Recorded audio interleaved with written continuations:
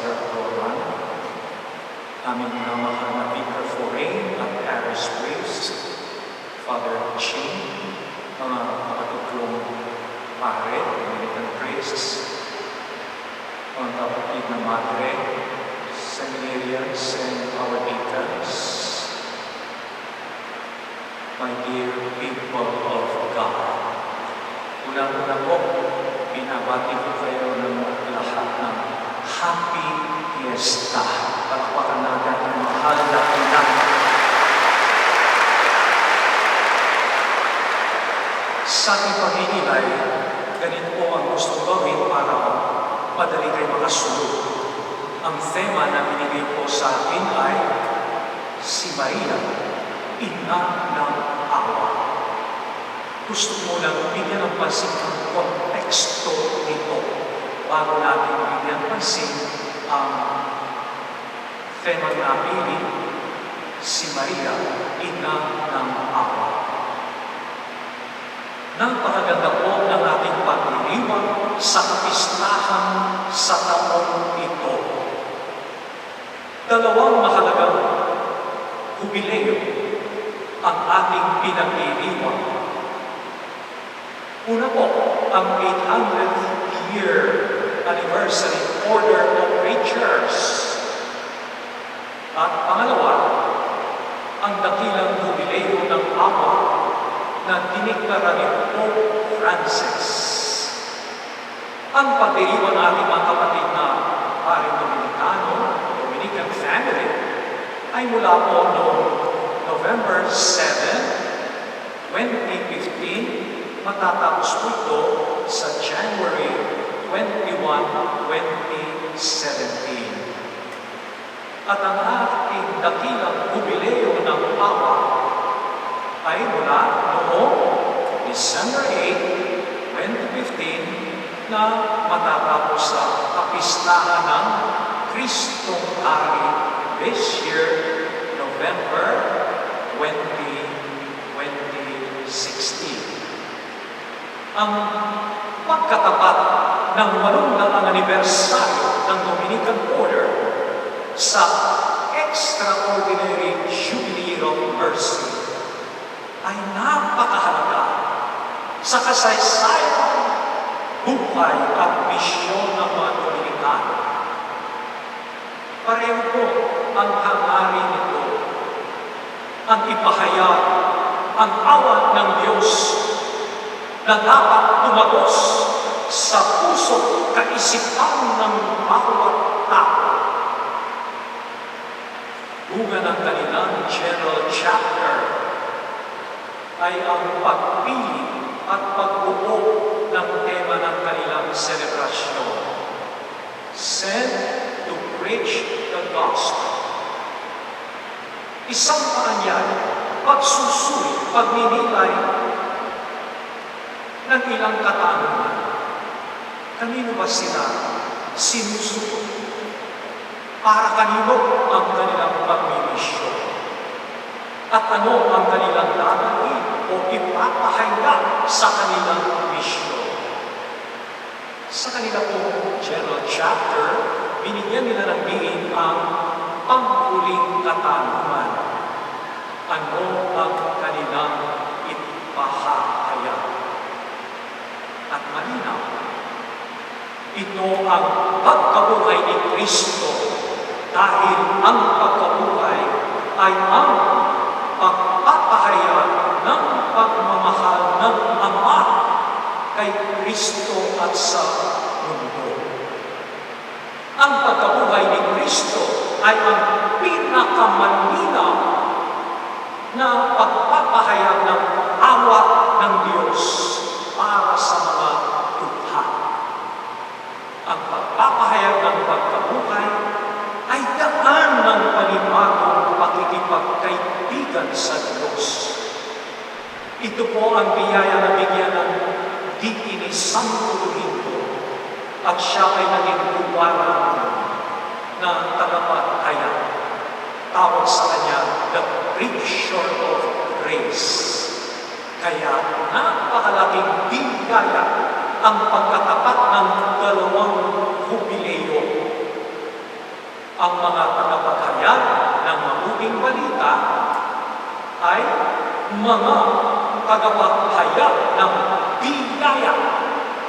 At ang mga tagapaghayag ng biyaya ay mga tagapagpahayag ng awa ng Diyos.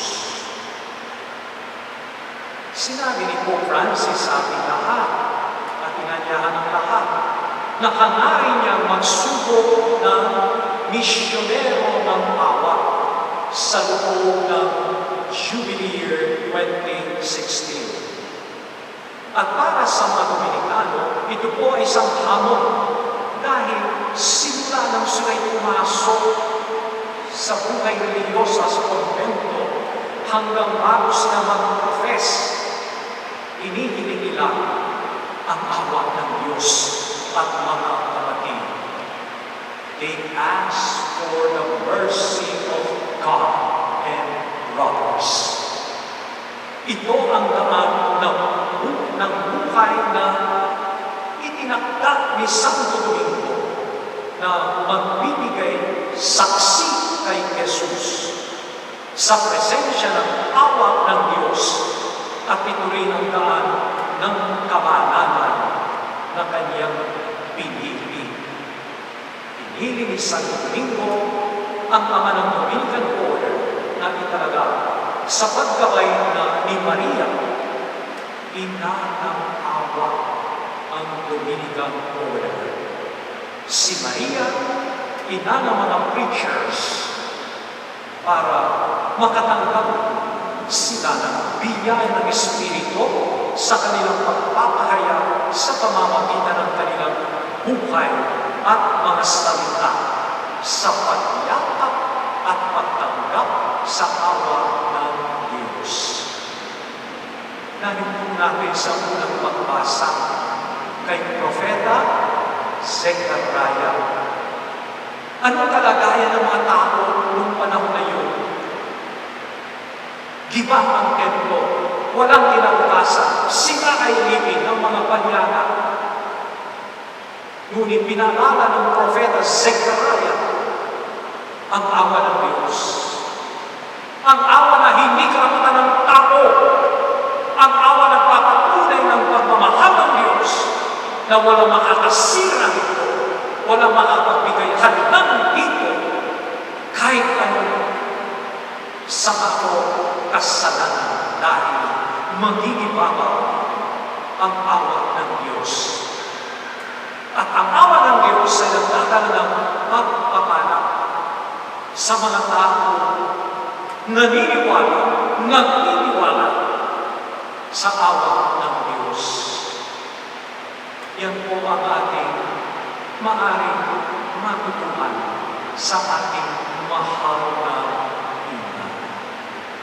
Kahit na siya ay naping maging ina ng Diyos, marami siyang pinagdaanan na pagsusubok, problema, pero ito ay hindi naging hadlang upang tumalikod siya, ngunit lalong pinatibay ang kanyang pag-asa sa awa ng Diyos. Hindi madali sa isang tao itaya ang kanyang buhay sa tiyak na kamatayan. At ito ay kanyang ginawa. Nung tinanggap niya kahit di lubos na maunawaan ang misyon binibigay sa kanya ng Diyos bilang ina ng Diyos. Tinaya ang kanyang buhay dahil sa panahon kapag buntis ang isang babae walang asawa, siya ay mapatuloy hanggang mamatay. Pero nagtiwala ang ating mahal na ina na ito ang kanyang pagtitiwala, hindi hahantong sa kamatayan, ngunit maganda ang bunga ng kanyang pagtitiwala, paniniwala sa Diyos. Maraming pinagdaanan, isa po ang naring nating gospel. Hindi yan gusto maunawaan yung pangyayari. Alalang-alala, may 3 araw hinahanap. Tayo mawala lang sa yung anak natin ng 1 oras. Hindi na tayo mapakali. Lito-lito, ano pa kaya 3 araw? Ano kaya mangyayari sa atin? Sa Kanya, ginawa ang dapat gawin. Pero nandun yung lubos na pagtitiwala kahit na nung nagsalita ang kanyang anak.